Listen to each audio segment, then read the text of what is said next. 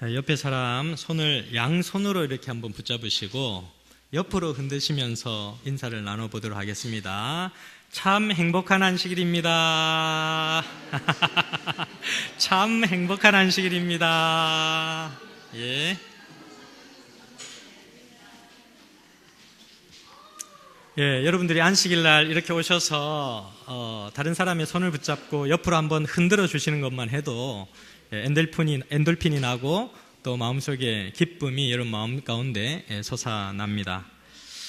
오늘 말씀을 증거하도록 하겠습니다. 사도행전 17장 10절에서 23절에 있는 말씀을 가지고 하나님의 말씀을 증거하겠습니다.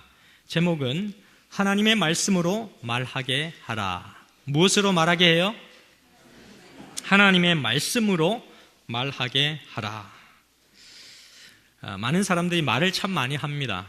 그런데 하나님의 말씀이 아닌 것을 가지고 말을 많이 하는 경우들이 참 많죠. 그래서 신학과 재학 시절 때 어느 교수님께서 그렇게 말씀을 하셨어요. 너희들이 성경을 변호하려고 하지 마라.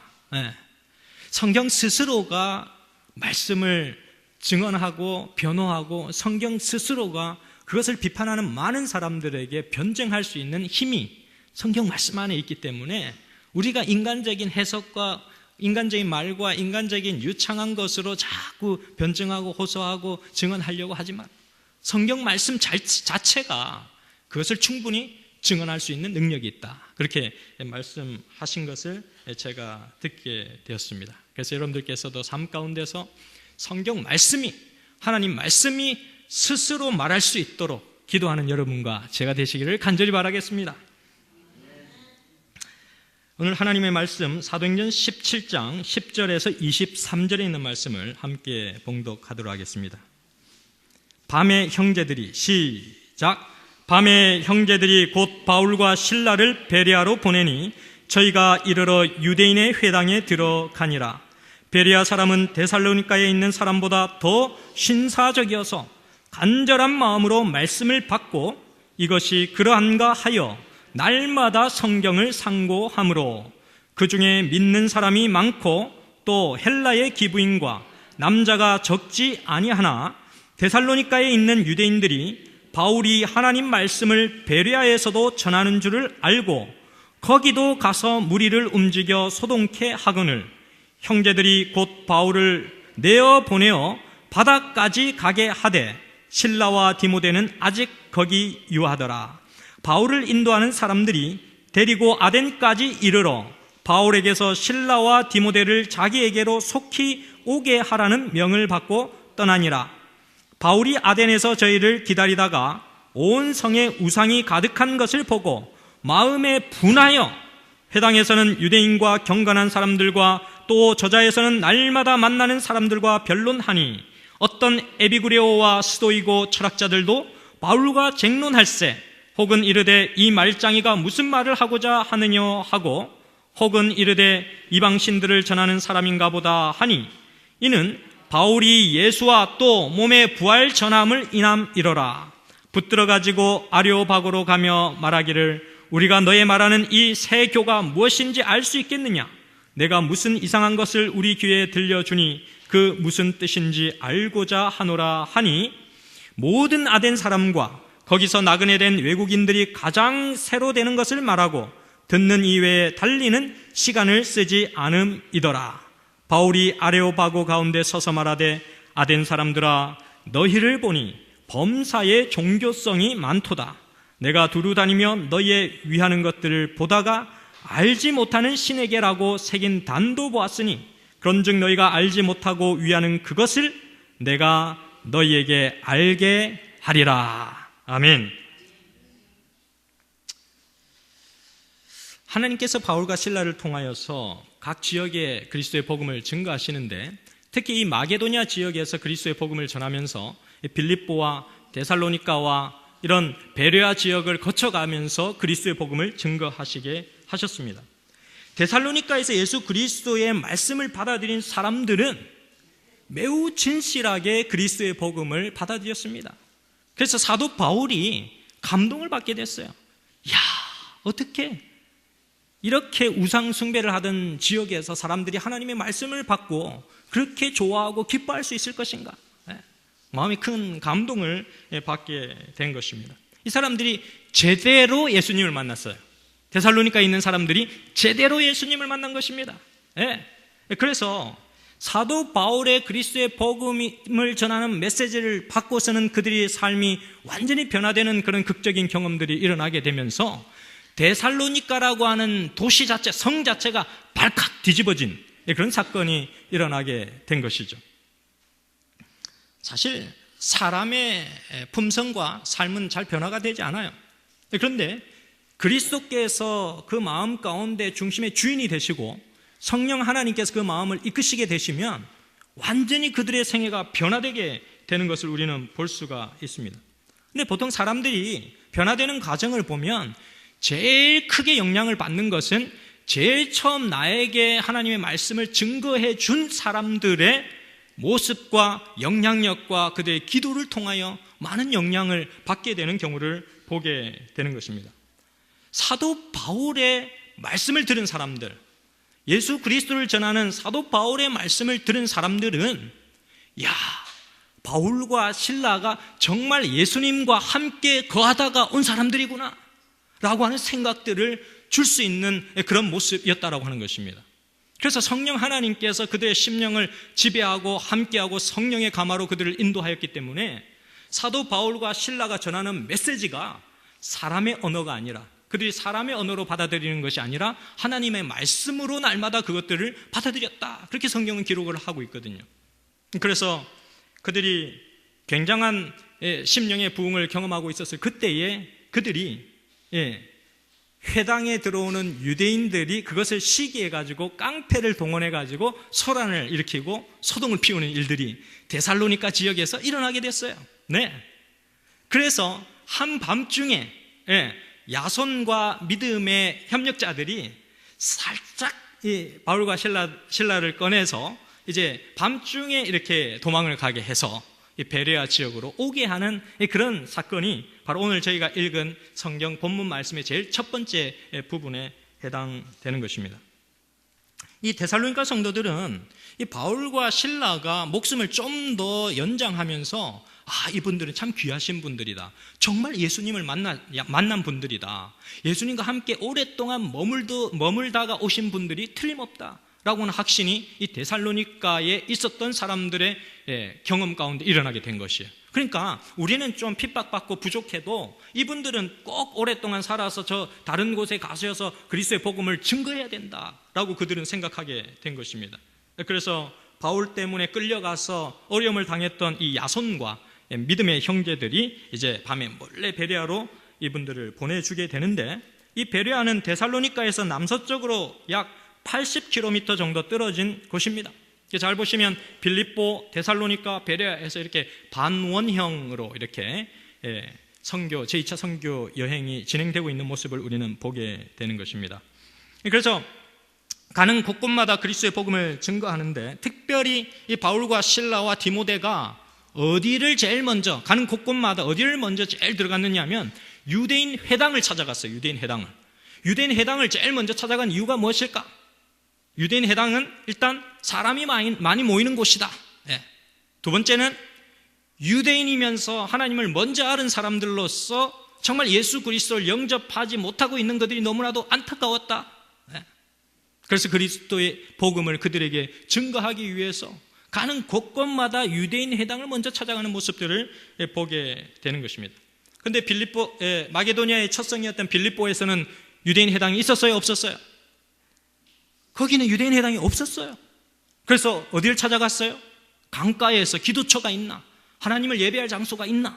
라고 해서 이제 강가를 찾아가서 자주장사 루디아와 그 옆에 사람들을 보게 된 것입니다. 그래서 이 회당을 찾아가서 그리스도의 복음을 증거하는데, 데살로니가에서도 사람들이 정말 변화되고 하나님 말씀을 쏙쏙쏙 받아들여서 기뻤는데, 사도 바울이 이제 베레아 지역으로 한 80km 내려와가지고 그리스도의 복음을 증거하는데 깜짝 놀랐어요. 왜 깜짝 놀랐을까요? 이 사람들이 데살로니가에서도 사람들이 하나님의 말씀을 그렇게 순전하게 기쁨으로 말씀을 받아들이고 순종하는 모습을 보고서는 너무 기뻤는데, 이 베레아 사람들은 데살로니가 사람들보다 훨씬 더 말씀을 받아들이는 흡입력과 그것을 사모하는 마음과 순종하고자 하는 결심과 그들의 삶을 하나님의 말씀에 맞추고자 하는 그런 열정이 뛰어난 모습을 보게 되었던 것입니다.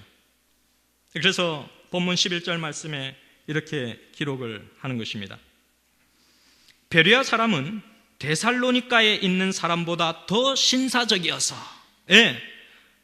이 말씀은 데살로니가에 있는 사람이 덜 신사적이라는 말이 아니에요. 그리고 베레아 사람들이 외모에서 풍기는 그런 신사다움이나 매너가 더 좋았다, 이런 표현이 아니에요.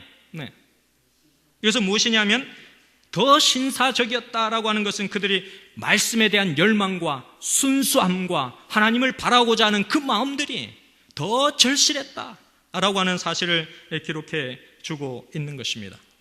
하나님의 말씀을 가르칠 때에 사람들의 눈빛이 반짝반짝 빛나면서 하나님의 말씀을 알고 싶어하고, 또 하나님의 말씀, 성경이 우리의 믿음의 유일한 판단이요 잣대요 기준이다라는 사실을 가진 사람을 만나면 너무너무 행복한 거예요. 말씀을 가르치는 사람들도 바울과 실라가 이런 사람들을 만난 것입니다. 그러니까 얼마나 흥분되겠어요. 야, 데살로니가에서도 이렇게 사람들이 말씀을 잘 받아들였는데 베레아 사람들은 더 하나님의 말씀을 기다리고 바라고 열망하는 그런 모습들을 보게 된 것입니다. 그들은 한마디 한마디 말씀을 기록하면서 그것이 정말 사람의 지식에서 나온 것인지 성경 말씀의 그 근거를 두고 말하는 것인지를 체크해 가면서 그리스도의 복음을 들었다는 것입니다. 그냥 넋놓고 말씀을 듣기만 하는 것이 아니고, 저 말씀이 정말로 하나님의 말씀에서 온 것인가, 구약의 말씀에서 온 것인가, 신약의 말씀에서 온 것인가, 마태복음에서 온 것인가, 누가복음에서 온 것인가, 다니엘서에서 온 것인가, 계시록에서 온 것인가 라고 하는 것들을 분별하며 그리스도의 복음의 말씀을 듣는 그들의 모습을 보게 되는 것입니다. 정말로 하나님의 말씀인 진리를 그들의 삶의 결론으로 삼는 사람의 모습을 보면 흥분이 되는 것입니다. 기쁨이 이르러 오는 것입니다. 말씀을 전하는 자에게 있어서 정말로 그것만큼 보람된 일이 없는 것입니다. 그때 사도 바울의 마음이 얼마나 기뻤으며 하나님 마음이 얼마나 기뻤을까요, 여러분? 그래서 선지자 왕 626페이지는 이렇게 기록을 합니다. 하나님의 말씀으로 마음에 말하게 하라. 유전과 인간의 이론과 금원만을 들어온 자들로 하여금 영혼을 새롭게 하여 영생을 얻게 할 수 있는 하나님의 음성을 듣게 하라. 그렇게 말씀을 하시고 있는 것입니다. 이 땅에 많은 메시지들이 있습니다. 많은 복음의 기별들이 외쳐지고 있습니다. 그러나 인간의 언어와 인간의 학식과 인간의 이론과 유전과 금원을 섞은 내용들이 너무나 많은 것입니다. 그러나 하나님의 말씀이 정말로 나에게 내 심중에 얘기하고 있는가, 그것을 우리는 살펴보아야 한다는 것입니다. 이 베레아 사람들의 특징은 또 하나, 그들이 말씀을 가지고 논쟁의 대상으로 삼지 않았다는 것입니다. 자기 이기심과 주장과 고집을 내세우지 않았다는 것입니다. 그들은 말씀 앞에서 철저하게 자복하고 회개하고 겸손하게 하나님의 말씀을 받아들이는 그러한 겸허한 자세를 가졌다라고 하는 것입니다. 그리고 그들은 하나님의 말씀을 받을 때에 이 말이 사람의 말이 아니라 전적으로 하나님으로부터 출발된 그리스도의 마음이다라고 하는 것들 그들은 인정하고 받아들였다라고 하는 것입니다. 두 번째, 이 베레아 사람들은 하나님의 말씀에 온전히 순종한 모습을 보여주고 있습니다. 그 결과 베레아에서는 성령의 큰 부흥 운동이 일어나게 된 것을 저희들이 살펴볼 수가 있습니다.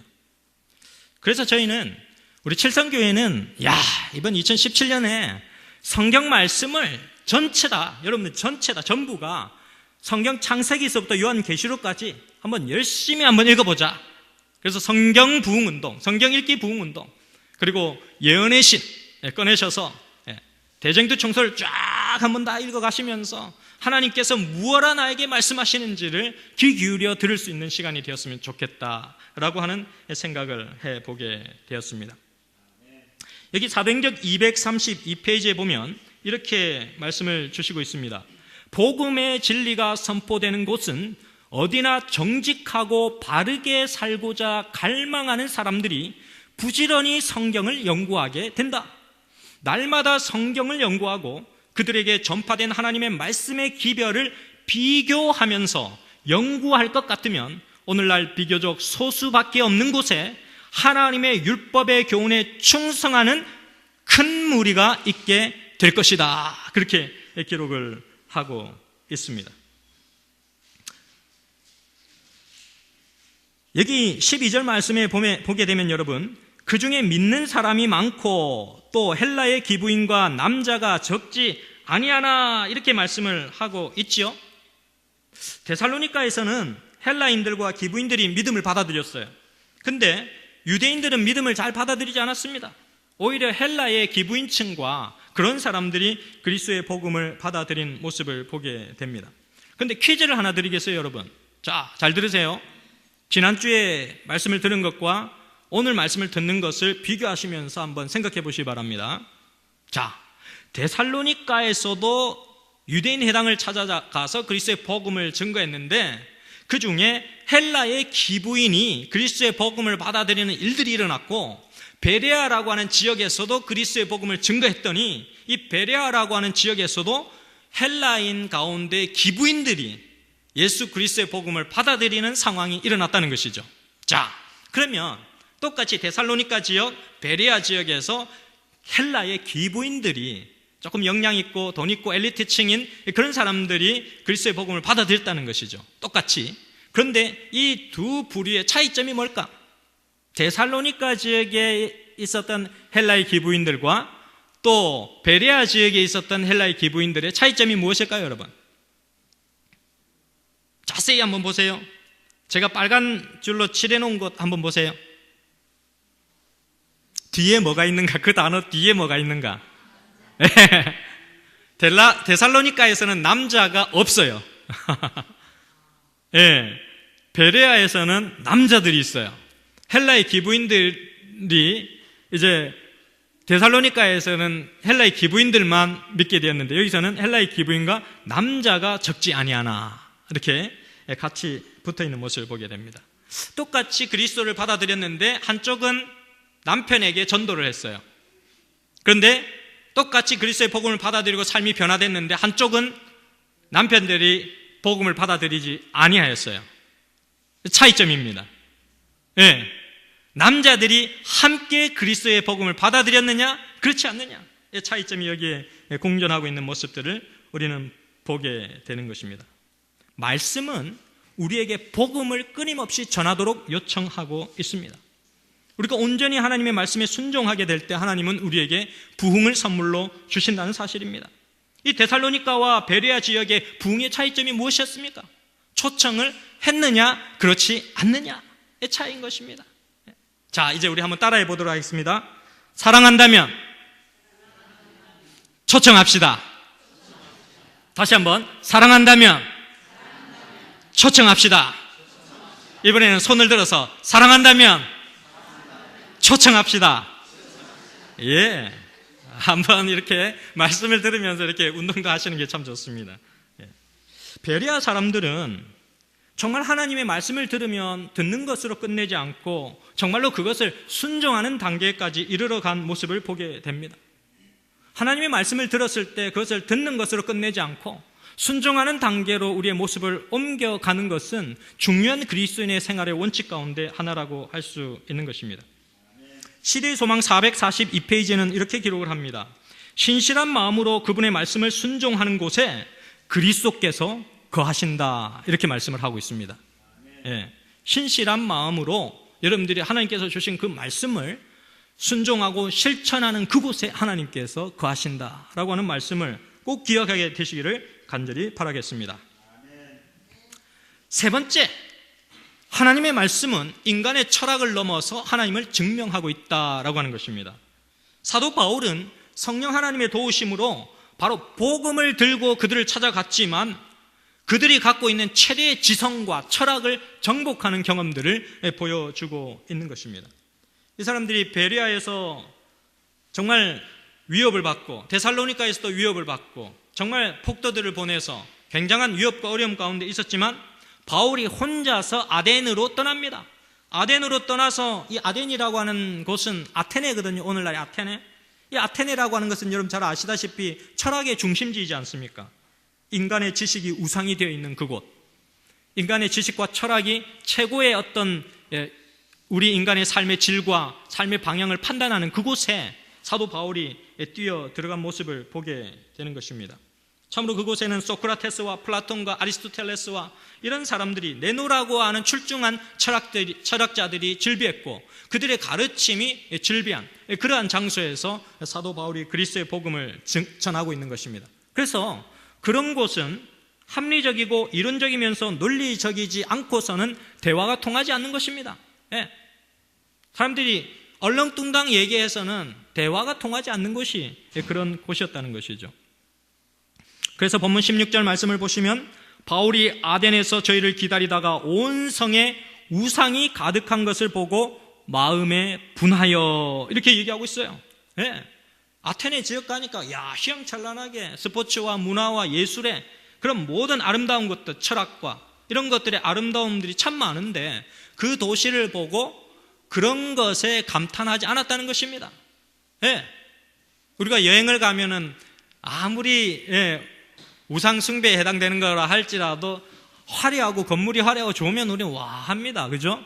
근데 사도 바울은 그런 화려함의 매력을 느끼지 못했다는 것입니다. 오히려 그는 마음에 분하여, 마음이 분노했다는 것입니다. 왜 분노했을까? 우상이 하나님이 아닌 것이 그 지역을 다 차지하고 있는 모습을 보면서 마음의 분노함을 느꼈던 그런 사도 바울의 모습을 우리는 보게 되는 것입니다. 하나님께서 오셔야 할 장소, 하나님께서 임재하셔야 할 장소, 하나님의 영토가 되어야 할 그 장소에 하나님이 아닌 것들이 차지하고 있을 그때에 여러분들은 정말로 하나님의 분노를 느끼고 계시는지 우리는 다시 한번 우리 자신을 돌아볼 필요가 있는 것입니다. 사도행전 234페이지는 이렇게 기록을 합니다. 바울이 주위의 아름다움과 장엄함을 보고 또한 도시 전체가 우상숭배에 빠진 것을 보았을 때에 모든 방면에서 하나님이 수치를 당하시는 것을 알고서 그의 마음은 하나님을 위한 질투심으로 분기되었고 그들의 지적인 교양에도 불구하고 참 하나님을 알지 못하는 아덴 백성들에 대해 동정심을 갖게 되었다. 그렇게 기록을 하고 있습니다. 사랑하는 성도 여러분, 여러분들 주위에서 정말 똑똑하고 훌륭하신 분인데 하나님을 잘 알지 못하고 하나님의 기별을 받아들이지 않는 사람이 있습니까? 여러분 주위에 불쌍히 여기는 마음이 있어요. 동정심. 불쌍하다. 그래서 그를 위하여 기도할 수 있는 그런 마음의 자세가 필요하다고 하는 것입니다. 하나님이 없는 지성, 하나님이 없는 지식은 우상에 불과한 것임을 사도 바울은 선포하고 있습니다. 그래서 막 이렇게 그쪽 사람들과 대화를 나누고 있다가 그 아테네의 철학적 지식을 가진 사람들이 사도 바울의 성서적 기별과 함께 막 토론을 하고 있다가 야, 안 되겠다. 이 사람 지식이 정말 뛰어나다. 처음에는 이제 말쟁이인 줄 알았는데 저 사람 수박 겉핥기식으로 어디서 많이 이렇게 주워 와서는 머리에 외워가지고 와서는 그냥 얘기하는 거다. 저 사람 참 말쟁이일 것이다. 이렇게 생각을 했다가 얘기를 해보니까 성경 말씀에 뿌리 박은 그 말씀의 논리와 지식과 논리 정연함이 너무 탁월함을 보면서 야, 그러면 아레오박으로 와서 저희에게 좀 말씀을 당신이 전하고자 하는 이 세교, 세도 같은데 그걸 좀 저희에게 알기 쉽게 말씀해 주십시오. 이 사람들이 이렇게 초청을 하게 됩니다.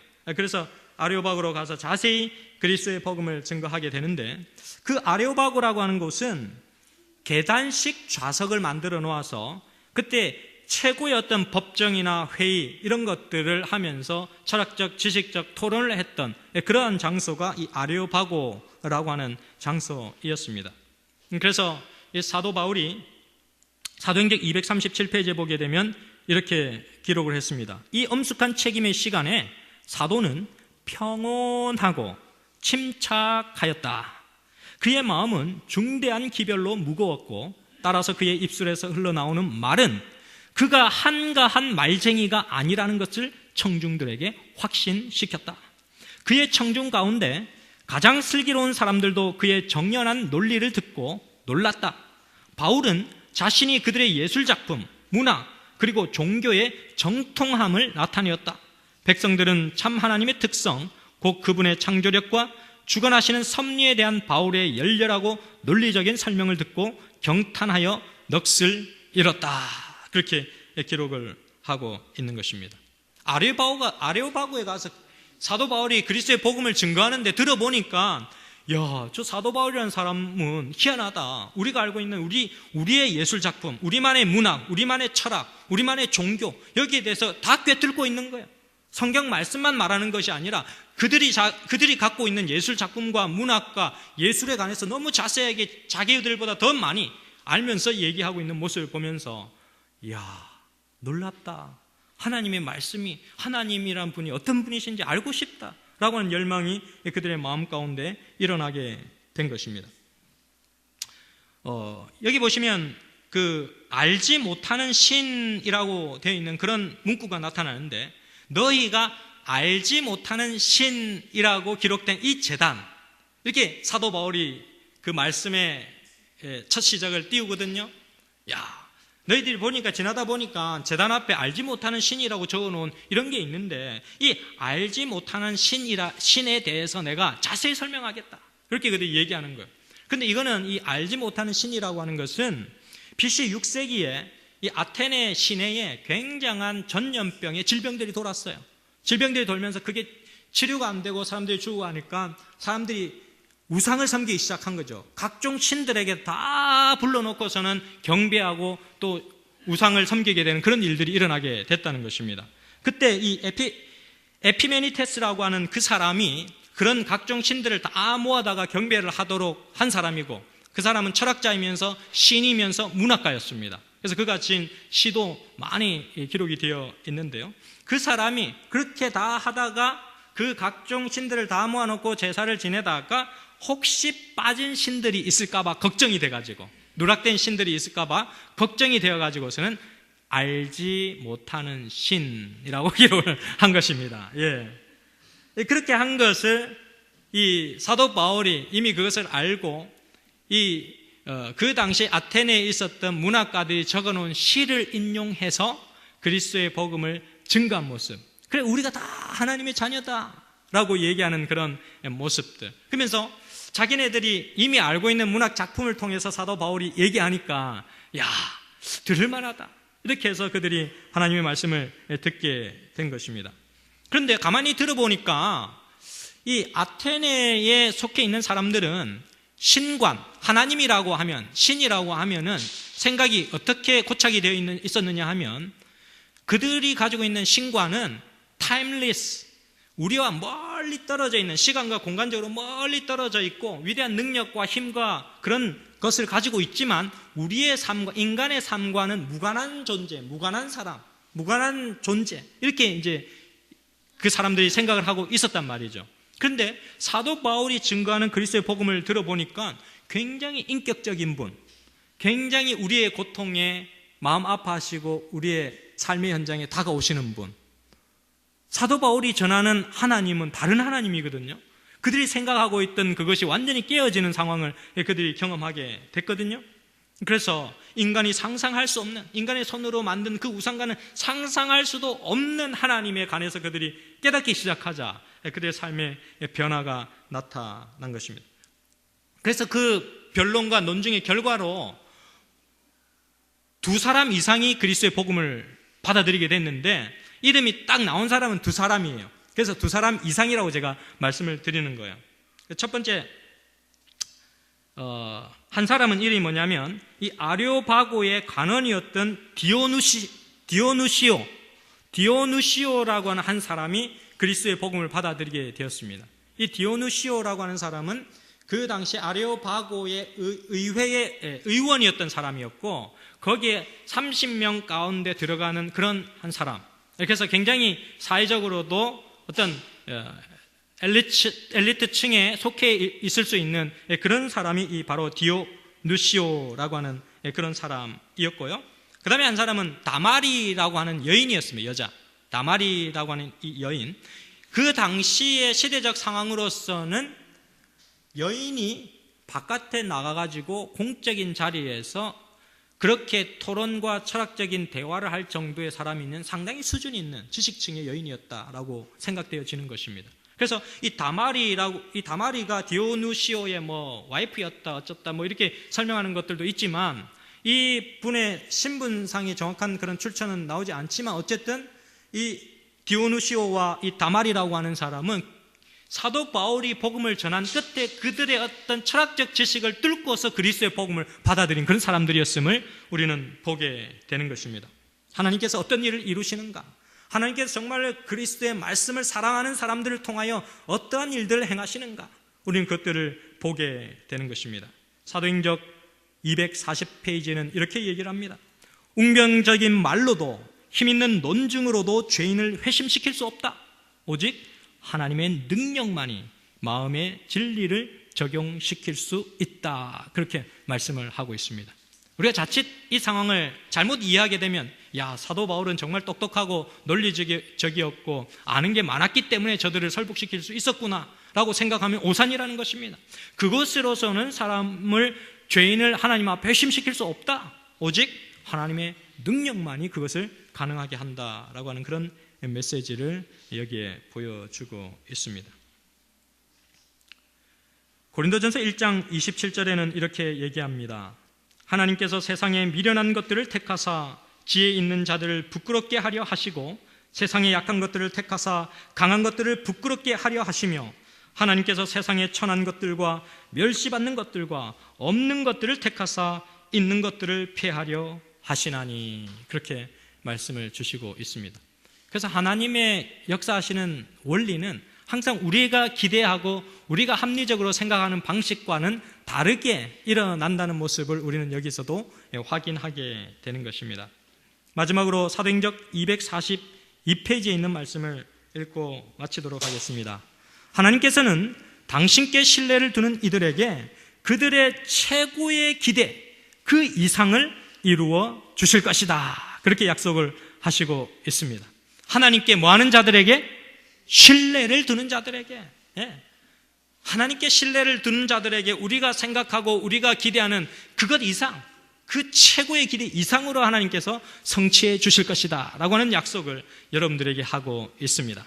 사랑하는 성도 여러분, 하나님께 여러분들의 최고의 신뢰를 주시는 여러분과 제가 되기를 간절히 바라면서 말씀을 마치도록 하겠습니다. 다 함께 일어나셔서